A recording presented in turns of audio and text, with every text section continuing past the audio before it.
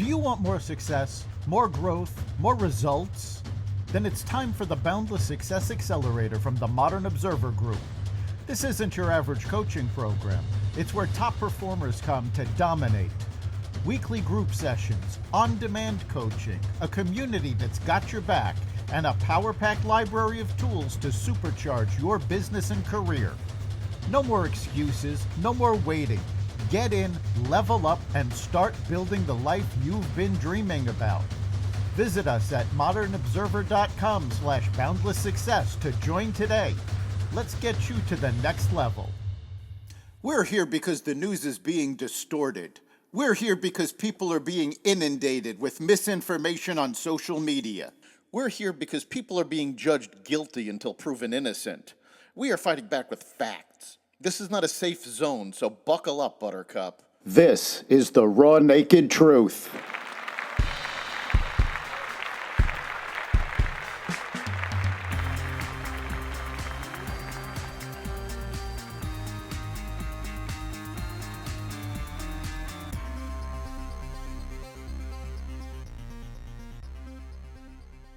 ABC affiliates push for Jimmy Kimmel to apologize.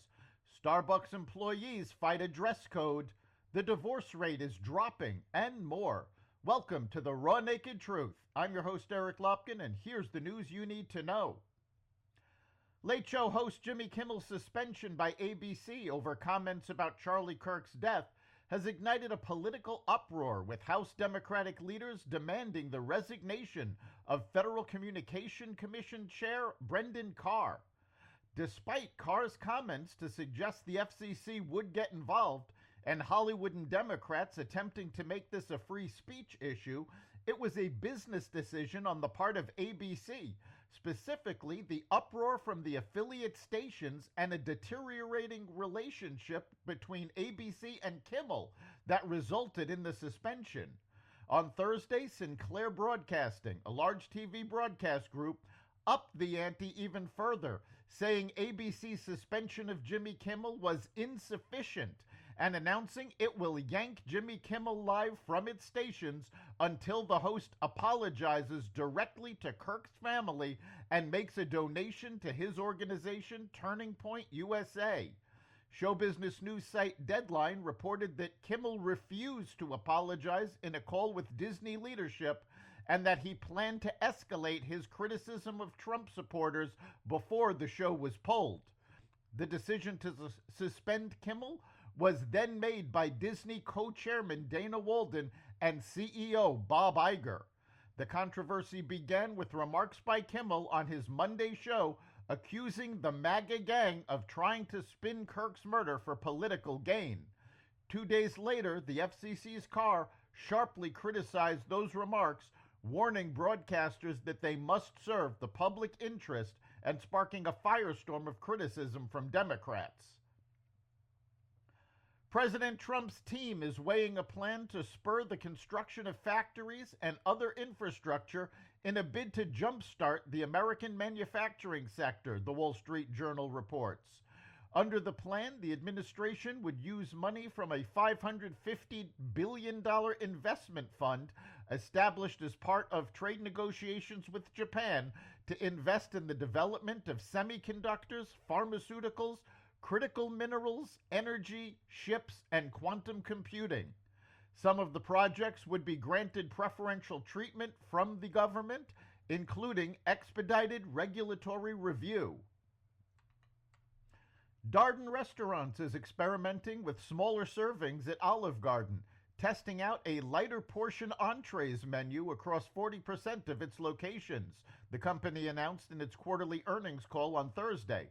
The new menu section, which offers smaller portions and a reduced price on 7 of its existing entrees, is an additional option for guests and is not replacing anything on the Italian-American restaurant chain's menu, according to a spokesperson for Darden Restaurants. Nvidia will invest $5 billion in Intel and take a 4% ownership stake in the struggling chip maker, news that pushed Intel stock up 23% on Thursday. The move follows a separate $5.7 billion U.S. government investment for a 10% stake in Intel and marks a major effort to revive the once dominant firm under new Intel CEO Lip-Bu Tan. The company's plan to produce multiple chip generations together, teaming up to co-develop data center and PC chips. Analysts say the deal gives Intel much-needed credibility and capital, while Nvidia shores up its U.S. manufacturing footprint amid tensions with China. Starbucks workers are suing the company over its new dress code. Starbucks employees filed lawsuits in Illinois and Colorado and a complaint in California, alleging that the coffee giant broke the law when it changed its dress code but failed to reimburse those who had to buy new clothes. In May, Starbucks began requiring workers to wear a solid black shirt under their green aprons in order to give customers a more consistent experience across stores. Previous dress codes were reportedly lax, but the new one is being strictly enforced, the Associated Press reported. Starbucks did not comment directly on the lawsuits, but noted that it provided employees with 2 shirts at no cost. The widely circulated claim that 50% of marriages end in divorce is being put to rest as researchers continue to document a decline in divorce rates in the U.S.